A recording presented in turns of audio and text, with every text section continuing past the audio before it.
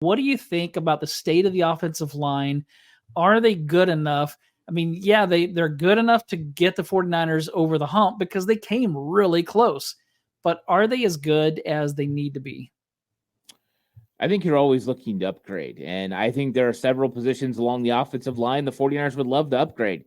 I think when they look at it financially from the way that they build their football team, they've decided to put money into other areas. And so you paid a lot for Trent Williams. And so at some point, you've got to address it. I think they would like to go young. I think there are some centers and some tackles in this draft that they would love to kick the tires on and get to come in and compete. The question is, who of those guys can step in day one and start? I think there were some centers around the NFL in free agency that could have stepped in and started for the 49ers, but they were too expensive, so the 49ers couldn't go that way. And I think there were right tackles that were available that didn't quite fit the 49ers scheme. So the 49ers have to address it in the draft. So this is a very good offensive line draft, and I expect them to address it.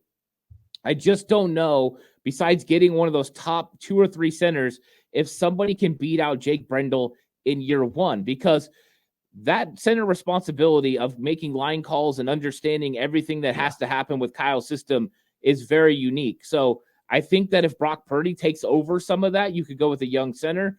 But I think the 49ers will address this. I think an interior offensive lineman will be drafted and an offensive tackle will be drafted, and we're going to have some competition.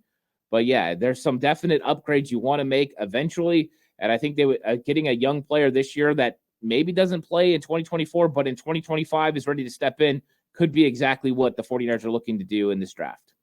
Yeah, and I don't know if they're ready to put the pressure on Purdy to be making those kind of calls that Brendel is making right now.